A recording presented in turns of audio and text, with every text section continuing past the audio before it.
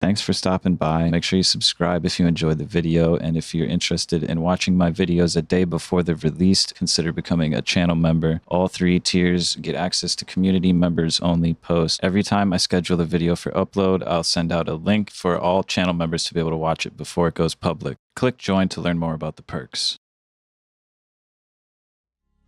Welcome to the 2021 Ultimate Solo Duo Trio bass design. This bass design has been broken up into multiple videos and playlisted together. Links to the playlist will be in the description as well as on screen at the beginning and end of the video.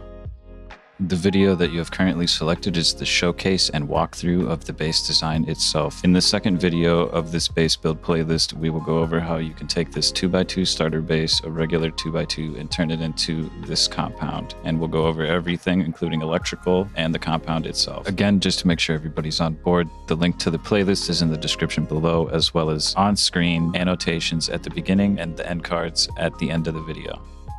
Our walk through the compound begins at the front gate. There's a south gate located on the opposite side of this one. Since this is our second layer of high external walls, external TCs beyond this point are not required but are optional. Walking through the gate, we are at our outer layer of our compound, where we can keep our horses with stables and other optional deployables such as traps and watchtowers.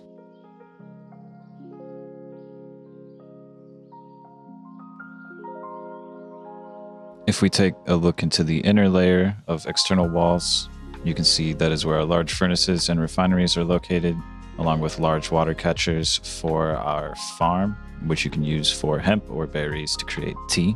We are also protected by auto turrets on the outer layer, one on the north and one on the south side. Our inner layer of high external walls has only one gate, and on the other side of that gate you will find our first of 3 external TCs. Also, there are various traps placed around the external TCs so that any enemy raiders will have a tough time getting by, or any people who are door camping you will have a tough time to get by.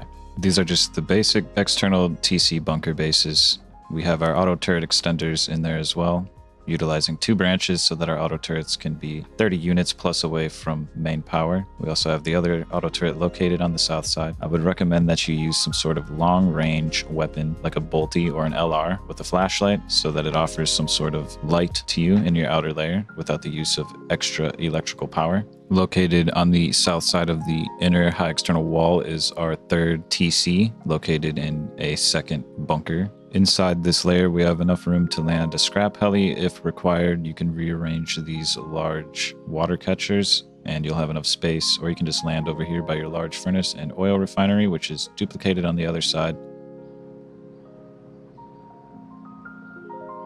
We're also protected by 3 auto turrets on the outside of the space with a heli landing pad and heli storage floor with an optional room to do here. This is the only time this will ever be showcased. If you would like to turn your heli landing pad into an optional room, this is how you would do it. Otherwise, in the video base build itself, that is just beneath the heli landing pad and there's no room. So keep that in mind. If you would like that extra room outside, that is where you could put it. Otherwise, this is where we store our helis. Up to 2 mini copters can be stored in here, and a scrap heli can be stored on the landing pad or on the inner layer of high external walls. The first 2 floors of this base are completely sheet metal and honeycombed off. The first floor, 2x2, has been upgraded to HQM, so you have 2 layers of honeycomb protecting you for both of your loot rooms as well as your main TC. The second floor is a loot room, as well as extra loot rooms on the first floor near TC with your crafting tables near TC. We'll look at that momentarily. And then the floors above the sheet metal are all stone. Some of them have honeycomb, some of them do not. Most of them do not have any important loot, and all important loot is kept within the sheet metal 2x2 2-story. So now let's enter through the front door.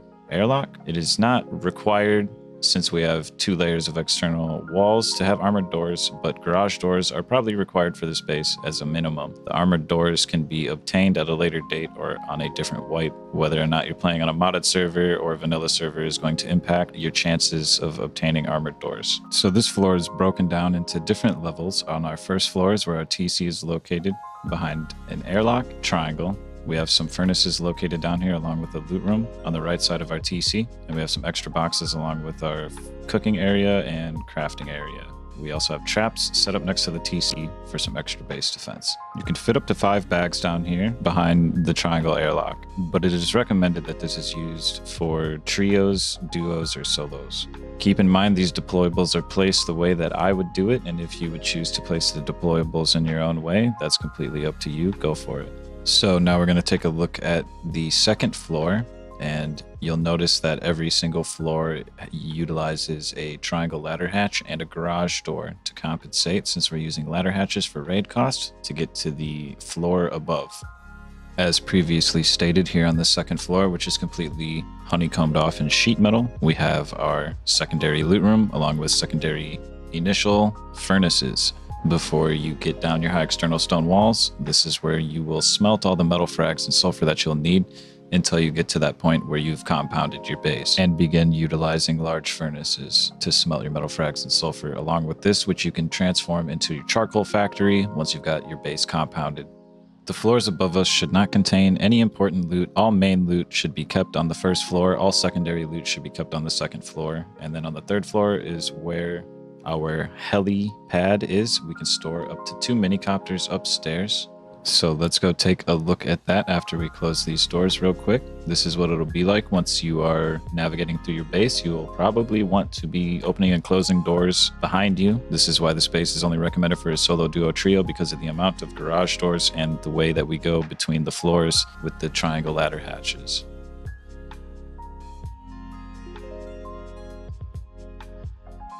Here is the space where the minicopters will sit inside. Keep in mind, if you have minicopters inside the base, you will not be able to place any door frames downstairs or things like that, and maybe even some deployables like the top shelf of your boxes will be blocked. So you will have to park your minicopters outside if you have to make any changes or upgrades to the base beneath your third floor.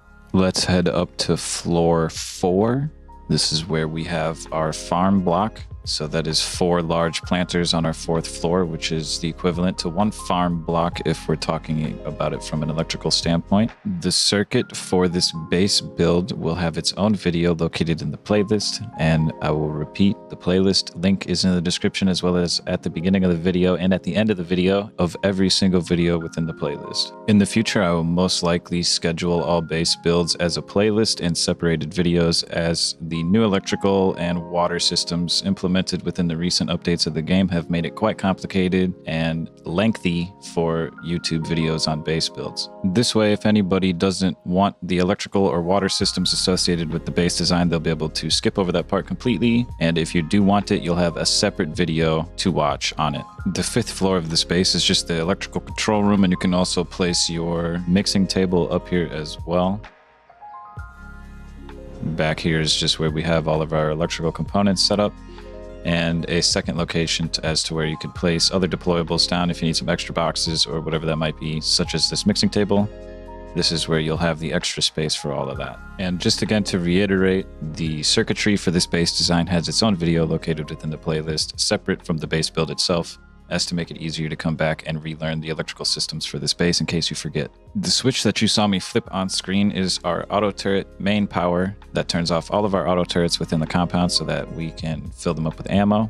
It is located within the control room, and we will go over that within the electrical video. The roof located above the control room is where our solar panels are placed to the northeast and southeast so that our batteries can overcharge during the day. Make sure you put your auto turret switch back on once you come back up to your control room if you ever turn it off. This is just our timer for our farm block beneath us. This allocates the water properly across the farm block and allows for our water barrel to fill up with the large water catchers outside. This is the cable you will disconnect if you ever need to change the timers, or if you would like to make them longer, it's up to you. This number should be set to 10 and the number on the right should be set to 60. We'll go over that in the electrical video. In this video, those numbers are incorrect, so pay no mind to those numbers. You will go over them in the electrical video. But just keep in mind, this is the cable that you'll need to disconnect and reconnect when setting the timer at the initial setup. The water irrigation systems for this base have been set up in a way that you can build this base anywhere regardless of water source for fresh water. So you don't have to build near the edge of the map. You don't have to build near rivers. You can build this base wherever you would please. You use your minicopter to fly to a river or some other source of fresh water, fill up about 6 water jugs, and then bring it back and fill up your water barrel. The circuit for this base design also utilizes a counter so you can check on how much power is going into your battery, and we have a backup battery, so everything is easily monitored without your wire tool. As long as that number is above 150, your backup battery will be powered and charging, and your main battery will be powered and overcharging. So everything is directly connected into the input of your main battery, while also having a backup battery that you can place somewhere else in the base just in case. I would recommend keeping at least 6 water jugs in a box by your water barrel just in case, because the large water catchers vary from 8 milliliters of water up to 68 every minute. So you'll need to fly to some sort of fresh water source like I just said and collect about 6 backup and 6 for the initial setup. So you'll have about 40,000 milliliters of water that you'll want to keep as initial startup water and backup water. We have 8 water catchers set outside. If you add 15 more, then you'll never have to worry about that backup water, and you'll be able to run for a long extended period of time if you're trying to farm more than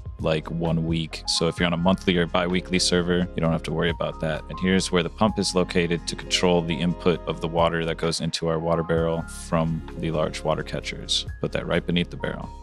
That is the walkthrough and showcase of the Ultimate Solo Duo Trio base designed for 2021, created by me, yours truly, Drizza. The only thing left on this base is the construct we put up on top of our roof to hold our wind turbine. And I'll be showing you how you can access that for repairs and stuff like that. If you ever needed to repair your wind turbine, you're just going to come to your roof and you'll be able to place down the stairs on the square foundation on top of your solar panels. Just make sure you place it as twig, don't upgrade it. You'll be destroying this later. And if it ever gets disconnected, you just climb it the same way that you built it by placing a twig triangle in between every floor and then building a square off of it. It will allow you to place more stairs to climb up to the top. This is officially the end of the walkthrough and showcase. Make sure you click the playlist to watch video number 2, which is going to show you how to build the starter base and expand into this compound as we go along. Also, don't forget to refer to the electrical video located in this playlist. In the future, if you ever forget how to connect anything, the video is separated. You'll be able to replay it as many times as you want to without having to skip through the video. I think you guys will really enjoy the way that I'm going to release these playlist base builds instead of a singular video. Also, every single video will have timestamps, so you'll be able to hover over with the little red dot to see the titles of each timestamp, as well as being located in the video description.